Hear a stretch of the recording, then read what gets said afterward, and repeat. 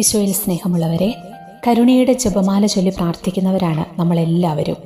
ഈ പ്രാർത്ഥനയിലൂടെ അത്ഭുതകരമായ അനുഗ്രഹങ്ങളും ദൈവകാരുണ്യവും നേടിത്തരുമെന്ന് വിശ്വസിക്കപ്പെടുന്നു. എൻ്റെ ജീവിതത്തിലുണ്ടായ ഒരു ദൈവാനുഭവം ഞാൻ നിങ്ങളോട് പങ്കുവയ്ക്കാം.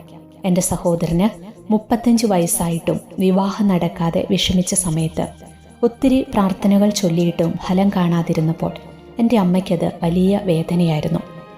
ഒരിക്കൽ ഞാൻ അമ്മയോട് പറഞ്ഞു, അമ്മേ, നമുക്ക് കരുണയുടെ ജപമാല ചൊല്ലി ഈശോയുടെ കരുണയ്ക്കായിട്ട് പ്രാർത്ഥിക്കാം. നമ്മുടെ കുടുംബത്തിൽ നിന്ന്, അതായത് അപ്പൻ്റെയും അമ്മയുടെയും കുടുംബങ്ങളിൽ നിന്ന് മരിച്ചു പോയിട്ടുള്ള പൂർവികരുടെ ആത്മാക്കൾക്ക് നിത്യശാന്തി ലഭിക്കുന്നതിനും അതുപോലെ ശുദ്ധീകരണ സ്ഥലത്ത് വേദന അനുഭവിക്കുന്ന ആത്മാക്കളുടെ മോചനത്തിനായിട്ടും ഈ ഒരു നിയോഗം സമർപ്പിച്ച് 33 ദിവസം അമ്മ കരുണയുടെ ജപമാല ചൊല്ലി പ്രാർത്ഥിക്കൂ. അവൻ്റെ വിവാഹത്തിൻ്റെ മേലുള്ള എല്ലാ തടസ്സങ്ങളും ഈശോ എടുത്തു മാറ്റിക്കൊള്ളുമെന്ന് പറഞ്ഞു. അമ്മ അത് വിശ്വസിച്ചു. അങ്ങനെ അമ്മ പ്രാർത്ഥിക്കാൻ തുടങ്ങി. ഒരു ദിവസം 33 കരുണയുടെ ജപമാല അമ്മ ചൊല്ലുമായിരുന്നു. അങ്ങനെ 33 ദിവസം മുടങ്ങാതെ പ്രാർത്ഥിച്ചു.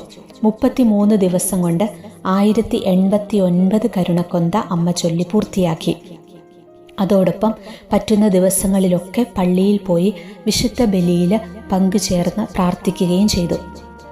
അങ്ങനെ 33 ദിവസത്തെ പ്രാർത്ഥന കഴിഞ്ഞപ്പോൾ അമ്മ വീണ്ടും യൗസപിതാവിൻ്റെ 30 ദിവസത്തെ പവിത്ര മേലങ്കി പ്രാർത്ഥന വിവാഹം നടക്കാനായി നിയോഗം സമർപ്പിച്ച് പ്രാർത്ഥിക്കാൻ തുടങ്ങി.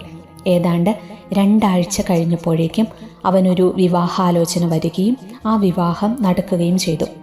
അതിനുശേഷം വലിയ തടസ്സങ്ങൾ ജീവിതത്തിൽ നേരിടുന്ന മക്കളോടൊക്കെ ഞാൻ പറയാറുണ്ട്, നിങ്ങൾ കരുണയുടെ ജപമാല ചൊല്ലി പ്രാർത്ഥിക്കൂ, തടസ്സങ്ങൾ മാറിക്കിട്ടുമെന്ന്.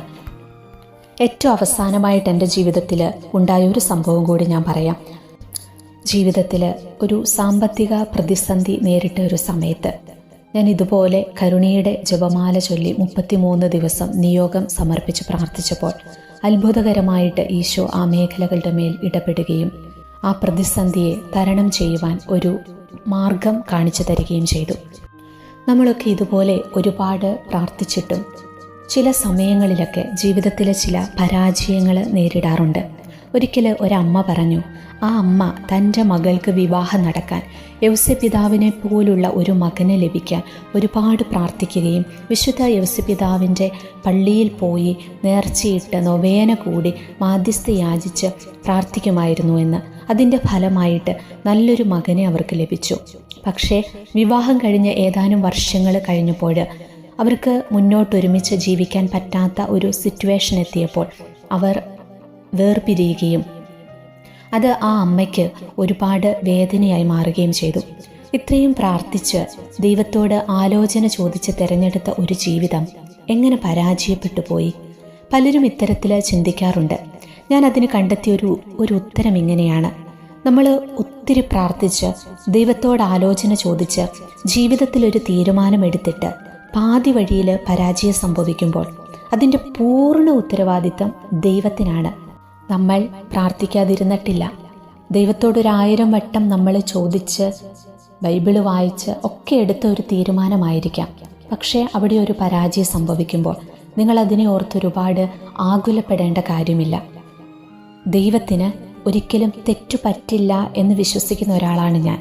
നമ്മുടെ ജീവിതത്തിലെ തകർച്ചയ്ക്കും പരാജയത്തിനുമൊക്കെ പിന്നിൽ ദൈവത്തിന് വ്യക്തമായ ചില പ്ലാനും പദ്ധതികളും ഒക്കെയുണ്ട്. ആ സമയത്ത് നമുക്കത് മനസ്സിലായില്ലെങ്കിലും ഒരുപക്ഷെ അത് വലിയ വേദനയായിട്ട് തോന്നിയാലും പിന്നീട് കുറച്ച് കാലങ്ങളൊക്കെ കഴിയുമ്പോൾ അന്ന് നമുക്ക് മനസ്സിലാകും, ആ ഒരു പരാജയം എനിക്ക് ഇതിനു വേണ്ടിയായിരുന്നല്ലോ, ഇന്നെനിക്കത് നന്മയായിട്ട് മാറിയല്ലോ, അന്നത്തെ ആ സഹനമായിരുന്നല്ലോ ഇന്നത്തെ എൻ്റെ വിജയത്തിന് കാരണമെന്ന് നമുക്ക് മനസ്സിലാകുന്ന ഒരു ഘട്ടം ജീവിതത്തിലുണ്ടാകും. അതുകൊണ്ട് പരാജയങ്ങളെ ഓർത്ത് നിങ്ങൾ വിഷമിക്കേണ്ട. ദൈവം ഏറ്റെടുത്തൊരു കാര്യമാണെങ്കിൽ, ദൈവത്തിൻ്റെ കരങ്ങളിൽ നിങ്ങളത് ഏൽപ്പിച്ചതാണെങ്കിൽ ബാക്കി ദൈവം നോക്കിക്കൊള്ളും. ഞാൻ ഇങ്ങനെയാണ് ജീവിതത്തിൽ സംഭവിക്കുന്ന എല്ലാറ്റിനെയും വിശ്വാസത്തിൻ്റെ കണ്ണുകൊണ്ട് നോക്കിക്കാണാനാണ് എനിക്കേറെ ഇഷ്ടം. ഇനി ഞാൻ ആദ്യം പറഞ്ഞ ആ വിഷയത്തിലേക്ക് നമുക്ക് വരാം. കരുണയുടെ ജപമാല ചൊല്ലി പ്രാർത്ഥിക്കുമ്പോൾ നമുക്ക് ലഭിക്കുന്ന അനുഗ്രഹങ്ങളെക്കുറിച്ച് ഞാനൊന്ന് പറയാം. പോളിഷ് സന്യാസിനിയായ വിശുദ്ധ ഫൗസ്റ്റീനയ്ക്ക് ഈശോ വെളിപ്പെടുത്തി കൊടുത്ത പ്രാർത്ഥനയാണിത്. മരണാസന്നരായ രോഗികളുടെ അരികിലിരുന്നു കൊണ്ട് കരുണയുടെ ജപമാല ചൊല്ലിയാൽ ഈശോ അവരെ വിധികർത്താവായിട്ടല്ല, മറിച്ച് കാരുണ്യവാനായ രക്ഷകനായി കാണുമെന്ന് വാഗ്ദാനം ചെയ്തിട്ടുണ്ട്. അതുപോലെ കുടുംബ പ്രശ്നങ്ങളുള്ളവർ, ജീവിത പങ്കാളിയുടെ മദ്യപാനമോർത്ത് വിഷമിക്കുന്നവർ, അല്ലെങ്കിൽ ഭർത്താവിൻ്റെ മക്കളുടെയൊക്കെ മുൻകോപം മാറാൻ നാളുകളായിട്ട് പ്രാർത്ഥിക്കുന്നവർ തുടങ്ങി കുടുംബത്തിലെ സമാധാനവും സ്നേഹവും നിറയാൻ ഈ പ്രാർത്ഥന സഹായിക്കുമെന്നാണ് അനുഭവസ്ഥര് സാക്ഷ്യപ്പെടുത്തുന്നത്. നമ്മൾ എത്ര വലിയ പാപിയാണെങ്കിലും ഈ കരുണക്കൊന്ത ചൊല്ലി പ്രാർത്ഥിച്ചാൽ ഈശോയുടെ അനന്ത കാരുണ്യം ലഭിക്കുകയും പാപങ്ങളിൽ നിന്ന് നമുക്ക് മോചനം ലഭിക്കുകയും ചെയ്യുമെന്ന് പറയുന്നു. അതുപോലെ വിശ്വാസത്തോടെ ഈ ജപമാല ചൊല്ലി പ്രാർത്ഥിക്കുന്ന ഏത് അത്ഭുതകരമായ കാര്യങ്ങളും സാധിച്ചു കിട്ടുമെന്നാണ് വിശുദ്ധ ഫൗസ്റ്റീനയുടെ ഡയറി കുറിപ്പുകളിൽ പറയുന്നത്. ഉച്ചകഴിഞ്ഞ് 3 മണിക്കോ അല്ലെങ്കിൽ വെളുപ്പിന് 3 മണിക്കോ ഈ പ്രാർത്ഥന ചൊല്ലുന്നത് കൂടുതൽ ഫലപ്രദമാണെന്ന് കരുതപ്പെടുന്നു.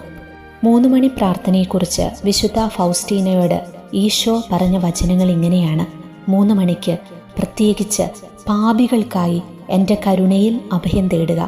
1 നിമിഷത്തേക്കേ ഉള്ളുവെങ്കിലും എൻ്റെ പീഡാസഹനങ്ങളിലേക്ക് ആഴ്ന്നിറങ്ങുക. സഹന സമയത്ത് സർവരാലും പരിത്യക്തമായ എൻ്റെ അവസ്ഥയിൽ പ്രത്യേകിച്ച് ചിന്താഗ്രസ്തരാവുക. ലോകം മുഴുവനിലും എൻ്റെ കരുണ ചൊരിയപ്പെടുന്ന മഹനീയ മണിക്കൂറാണിത്. മരണകരമായ എൻ്റെ ദുഃഖങ്ങളിൽ പങ്കുചേരാൻ ഞാൻ നിങ്ങളെ അനുവദിക്കും. എൻ്റെ സഹനത്തെ പ്രതി സമർപ്പിക്കുന്ന ഏതപേക്ഷയും ഈ മണിക്കൂറിൽ ആ ആത്മാക്കൾക്ക് ഞാൻ നിരസിക്കുകയില്ല. ഇത് ഈശോ വിശുദ്ധ ഫൗസ്റ്റീനയോട് പറഞ്ഞ വാക്കുകളാണ്. അതുപോലെ 3 മണി സമയത്ത് നമുക്ക് ചൊല്ലാൻ പറ്റുന്ന ഒരു കുഞ്ഞു പ്രാർത്ഥന കൂടിയുണ്ട്. ഈശോയുടെ ഹൃദയത്തിൽ നിന്നും ഞങ്ങൾക്ക് കാരുണ്യ സ്രോതസ്സായി ഒഴുകിയിറങ്ങിയ തിരുരക്തമേ തിരുജലമേ, ഞാൻ അങ്ങയിൽ ശരണപ്പെടുന്നു. ഈ പ്രാർത്ഥന പവർഫുള്ളായ ഒരു പ്രയറാണ്. ഇത് 3 മണിക്ക് നമുക്ക് പ്രാർത്ഥിക്കാവുന്നതാണ്. കരുണയുടെ ജപമാല ചൊല്ലി പ്രാർത്ഥിക്കാത്തവരുണ്ടെങ്കിൽ ഇന്നു മുതൽ നിങ്ങൾ കരുണയുടെ ജപമാല ചൊല്ലി കർത്താവിൻ്റെ കരുണ നമ്മുടെ ജീവിതത്തിൽ ഉണ്ടാകുന്നതിനായിട്ട് പ്രാർത്ഥിക്കുക. ഈശോ അനുഗ്രഹിക്കട്ടെ.